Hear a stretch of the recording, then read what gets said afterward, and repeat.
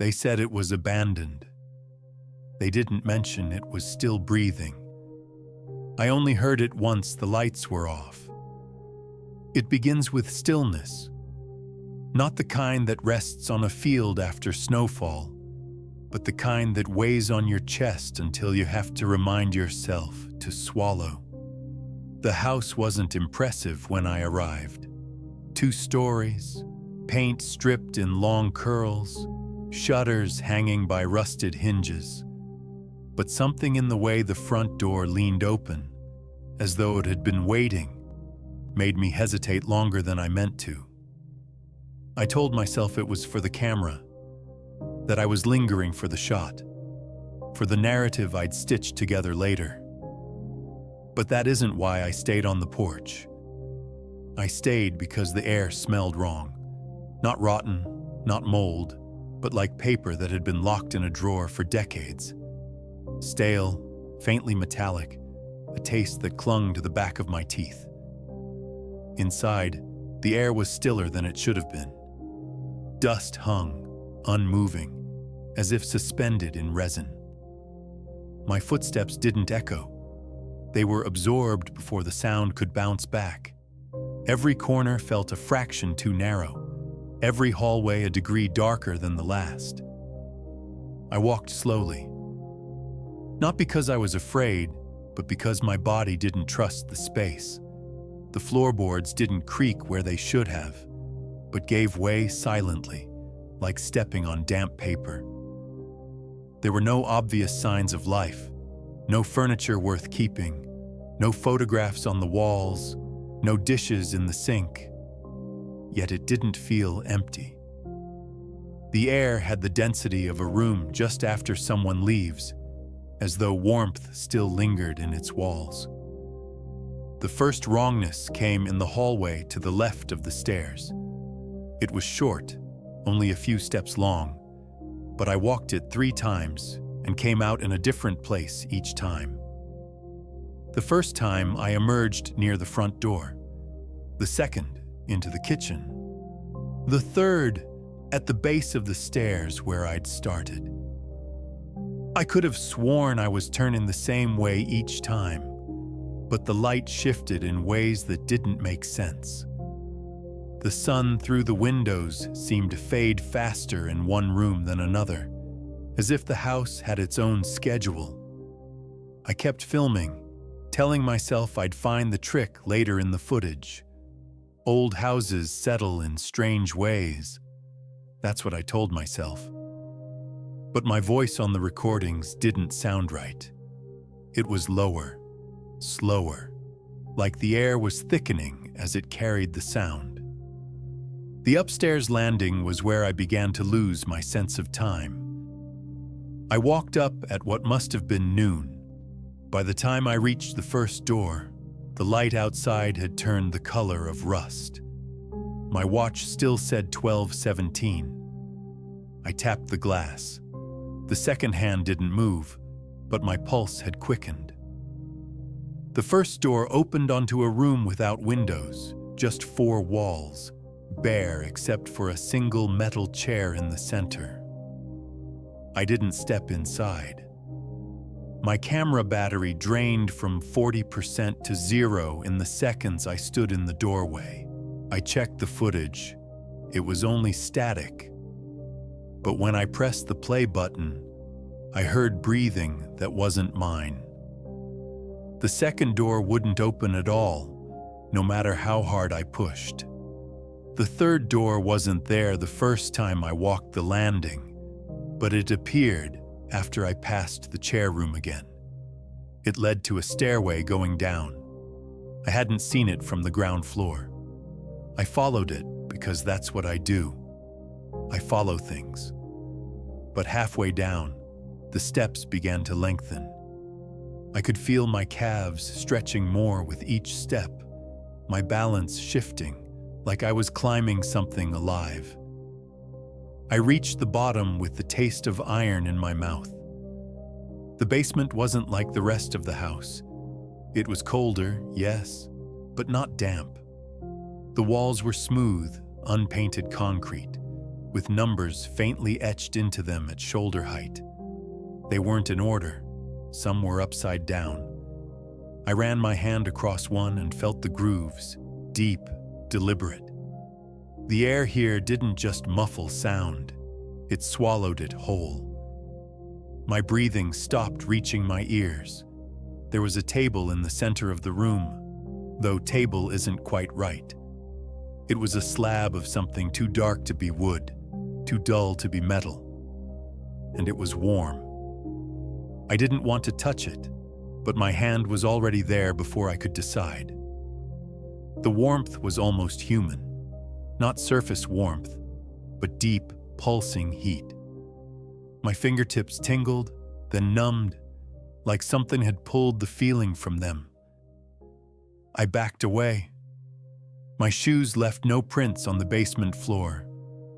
I climbed the stairs faster than I meant to, but when I reached the top, the landing was different. The chair room was gone, replaced by a hallway of closed doors. I counted 6 before one of them opened by itself. No sound, no movement of air. Just the door standing open, showing a room filled floor to ceiling with stacked boxes. Each one was labeled with a year. Most of them were years that hadn't happened yet. I picked up one marked 2031. Inside was a tape recorder. I pressed play, static, then a voice, mine, saying words I hadn't spoken yet. It was describing this room, this box, the weight of it in my hands. Then it said something I couldn't remember. Something that made my stomach turn as though I dropped from a great height. I dropped the recorder back into the box and closed the lid. I stepped into the hall, but the hall was shorter than before. The end of it opened into a room I didn't remember entering earlier. A bedroom with no bed, just a mirror leaning against the far wall. I could see myself in it, but the reflection was slower, lagging a second behind. I raised my hand and watched the other me take longer than it should to follow. The reflection blinked twice before I did. I turned away from the mirror and left the room, only to find myself back on the front porch.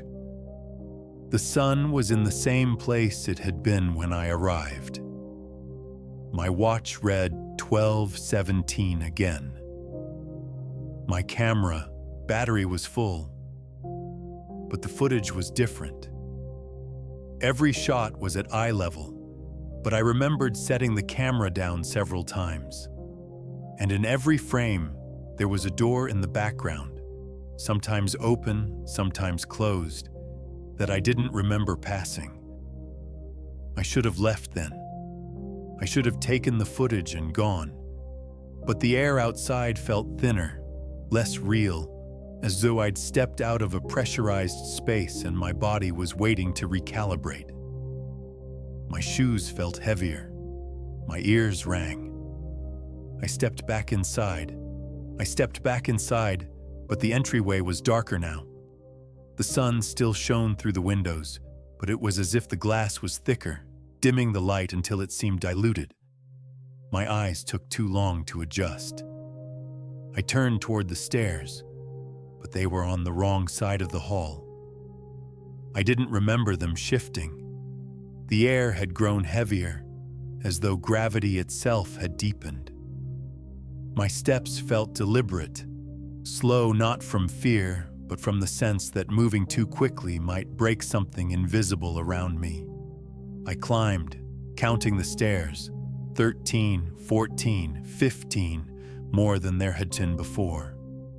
My breath stayed quiet in my ears, but my pulse had begun to sound like a clock somewhere behind me. At the top, the landing stretched farther than it had before. Both ends vanished into shadows, and I wasn't sure which direction led to the rooms I had already seen. The air smelled faintly of dust and something sharper, almost like burnt sugar. I picked a direction and walked. The hallway bent slightly, then bent again. It wasn't a straight hall anymore, but a subtle curve that kept me from seeing more than a few doors ahead. I passed one that was ajar, peered inside, and found a room identical to the last one I'd seen with the mirror. Except there was no mirror this time, just a square of lighter wallpaper where it had hung, as though it had been removed years ago. On the floor in that pale square was an envelope. My name was written on it in handwriting I didn't recognize, but the letters leaned in the same way mine did. Inside was a strip of undeveloped film. My camera doesn't use film. I kept walking. The air grew warmer the farther I went. I could feel sweat forming at the back of my neck. The hall narrowed, the ceiling lowering slightly, until I could almost touch both walls with my elbows. Then it opened into a small square landing with a single door. When I pushed it open, I found another staircase going down, narrower than the first basement stairs, and built from cement. My hand brushed the wall as I descended, and the texture was wrong. Not brick, not stone, but something smooth and slightly warm, almost like the surface of that slab I'd seen earlier. The sound of my shoes changed too, from the dull thud of wood to something more hollow, like walking inside a tunnel. At the bottom, the space widened into a long rectangular room. The walls were lined with filing, cabinets, dozens of them, their metal scratched and dented.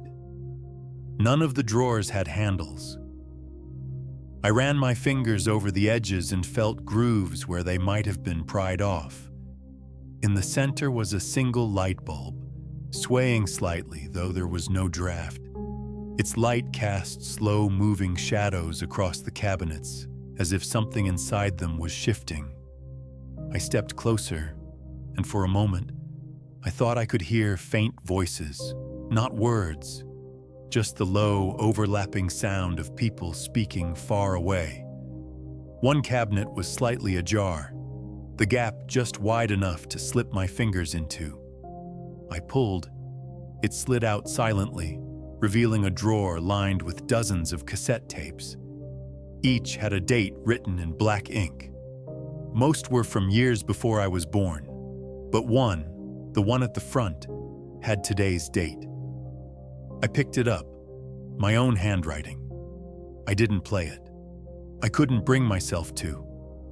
Instead, I set it back and pushed the drawer closed. The sound of it shutting echoed too long for the size of the room. When I turned to leave, the stairs were gone. The wall where they had been was smooth, unbroken. I stood there for what could have been seconds or hours before I noticed a thin line of light at the far end of the room. It wasn't there before. I followed it, my footsteps muffled, until I reached a narrow door flush with the wall. It opened into another hallway, though this one felt older. The plaster on the walls cracked, the floor uneven. The smell of burnt sugar was stronger here. I kept walking until I reached another door, this one heavy and painted the same color as the wall. I had to push with my shoulder to get it open. Inside was a small, windowless space with shelves along the walls. On each shelf were jars, hundreds of them, each filled with something dark and indistinct. I stepped closer to the nearest one. It looked like ash suspended in liquid. The jars had labels, single names, each written in the same tight handwriting. Some names were crossed out. One of them was mine. I don't remember leaving that room. I remember the sound of glass, faint but constant, like the jars were vibrating. I remember blinking and finding myself in the kitchen. The sun outside the window was gone, replaced by the dim glow of a streetlight. My watch still said 12:17. I opened a drawer at random. Inside were scraps of paper, torn corners of notebooks, receipts, fragments of letters. Every scrap had a date written on it, but none of them had any writing beyond that. I shuffled through them, looking for something familiar, until I found one with my birthday.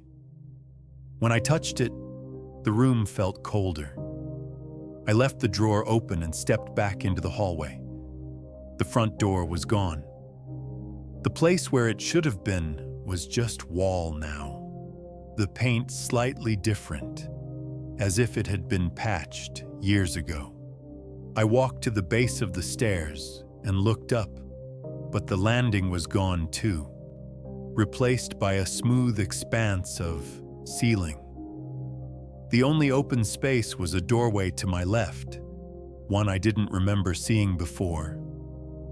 I stepped through and found myself in a narrow room lined with television screens. None of them had buttons or dials. They flickered, showing different parts of the house. In one, I saw the chair room. In another, the jar room. In another, a hallway I didn't recognize. One screen showed me standing in this room, watching the screens. In that screen, I began to move before I actually did. I reached for the screen showing me and pressed my hand against it. The glass was warm. My reflection, if you could call it that, didn't press its hand back. It turned away, walking towards something I couldn't see. The screen went black. A sound came from behind me. Faint, deliberate footsteps on the floor. I turned, but there was no one there. Just the open doorway, leading back into a hallway that didn't look like the one I'd entered from. This one was longer, the walls lined with picture frames. Each frame held a photograph of a door. I recognized some from the house, but others were strangers to me. One was the front door of my own apartment. I stopped in front of that frame. The door in the photograph was open, but the image beyond it was blurred, as if the photograph had been taken mid-motion. I reached out, and the glass was cool this time. My fingers left no smudge. The hallway bent again, and I followed it until it narrowed to a single doorway. Beyond it was a bedroom I hadn't seen before, bare except for a desk with a single sheet of paper on it. My name was at the top, followed by a list of times. 12:17 repeated over and over. The last time listed was blank. I stood there staring at that blank space on the page, feeling the weight of it in my stomach. Every other time was written with a steady hand, as though whoever made the list had known exactly when things would happen. But the last line was waiting, as if it were meant to be filled in while I stood here. The desk was bolted to the floor. I don't know why I checked, but the knowledge made me uneasy. My hand hovered over the paper, not touching, but I could feel the faint cold radiating from it. The rest of the room was warm, almost stifling, yet that single sheet seemed to lower the air around it. I turned away, meaning to leave, but the doorway wasn't behind me anymore. The wall had closed in, leaving only the desk and the paper. I felt something in the floor beneath my feet, a subtle rhythmic vibration, like a slow, deliberate heartbeat. It wasn't mine. When I turned back to the paper, my name had been crossed out. I closed my eyes. My balance swayed as though I were on a boat. The vibration in the floor became stronger, and I realized it wasn't coming from below. It was coming from inside the walls. The house was moving, shifting itself in slow, careful increments, rearranging the way a sleeping body adjusts without waking. I opened my eyes, and the doorway was back, I didn't think. I just stepped through. The hallway on the other side was familiar. The first hallway I'd seen after entering the house. The front door was ahead, slightly ajar, just as it had been when I arrived. I walked toward it quickly, my shoes silent on the floor, the stale metallic air thinning with every step. I put my hand on the door and pushed it open. There was no porch, just another hallway, this one shorter, with a mirror at the end.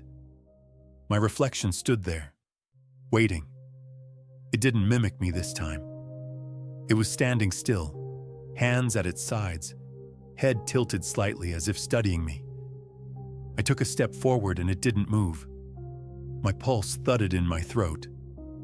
I kept walking until I was close enough to touch the glass. My reflection smiled. It was slow, deliberate, the corners of its mouth stretching too far for my face. I stepped back, but the glass was suddenly warm against my spine.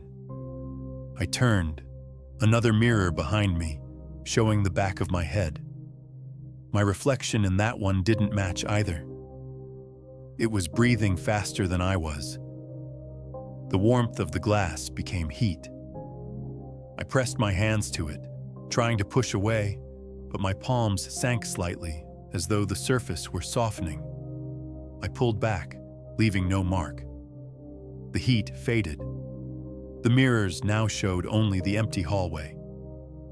I turned around again, and the hallway was gone. I was in the jar room. The shelves loomed around me, jars stacked higher than I could reach. The glass shimmered faintly in the dim light. I walked to the jar with my name and lifted it. It was lighter than I expected. Inside, the dark suspension swirled slowly, forming vague shapes that almost looked like letters. The glass felt cold, but the longer I held it, the more the suspension inside began to clear, revealing nothing, just empty space. The label with my name began to fade as I watched, the ink bleeding until it was illegible. I set the jar back and stepped away. Every other jar was trembling now, just enough to make a faint, glassy chime. It grew louder, filling the room until it felt like the shelves themselves might shatter. I covered my ears and ran toward the door, but it opened into the filing cabinet room again. The single light bulb swung overhead, faster than before. The cabinet drawer with today's date was open. The cassette was gone. I stood still, my breath unsteady, listening to the hum of the bulb. The shadows in the room were moving too quickly for the light's slow sway. I turned toward the wall where the stairs had been before. This time, there was a narrow archway leading into a room so dark I could see nothing inside. I stepped through. It was the basement slab room again. The slab was in the center, but it looked different, smaller somehow, as though it had been drained. I reached out, placing my hand on it, expecting warmth. Instead, it was cold. The cold reached up through my arm, filling my chest. For a moment, I couldn't breathe. Then a voice, my voice, filled the room. Not from my mouth, but from the walls. It was describing the moment exactly as I was living it. The words matched my thoughts before I could think them. Then the voice paused, and in the silence I heard the faint click of a cassette being stopped. The air seemed to release, and I staggered back, my own breathing suddenly audible again. When I turned, the archway was gone. I sat on the slab because there was nowhere else to stand. The cold seeped into me until it no longer felt separate from my body. The walls around me seemed to fade, replaced by the image of the hallway with the mirror at the end. I wasn't in it, but I could see someone else, someone wearing my clothes, moving with my exact posture. They walked to the mirror and touched it. The glass gave way. The image collapsed into darkness. When the walls returned, there was a door in front of me. Just a plain, wooden door painted white. I opened it. I was back in the entryway. The front door was closed. My camera sat on the floor, exactly where I'd left it when I first stepped inside. I picked it up. The screen showed a single file. I pressed play. The footage began in this room, but the timestamp wasn't 12:17. It was blank. The camera panned slowly through the house, though I didn't remember holding it. The angles were wrong, too low, as if shot from a height that wasn't mine. In the footage, every room was empty. No chair, no jars, no cabinets, just bare walls and silence. The final shot was of the front door opening, the camera tilted upward toward the porch. Someone was standing there. They were wearing my face. The screen went black. The file deleted itself. I put the camera down. The door in front of me was closed again. The air felt heavier, pressing in against my skin. I realized then that I could no longer hear the outside world. No wind, no insects, no distant cars. Just the faint hum of the house breathing. I don't know if I've been here for minutes or years. I've walked the hallways until I've memorized the cracks in the walls. Yet every turn still brings me to rooms I've never seen. I've watched the light outside change from dawn to night in the span of a breath. I've found scraps of paper with dates I haven't lived yet. I've seen my own name fade until the ink was gone. I think the house has been keeping me in pieces, storing each one in a different place. A voice here, a reflection there, a name on a jar, a time on a list. When they're all gone, I don't know what will be left. Maybe that's what it does. Maybe that's what it's for. It doesn't need to trap you. It just needs to keep parts of you until there's nothing left to leave. I'm not sure if I ever really walked in through the front door. I'm not sure there ever was one. The air is still now. I think the last time will be written soon, and when it is, there won't be anyone left to read it.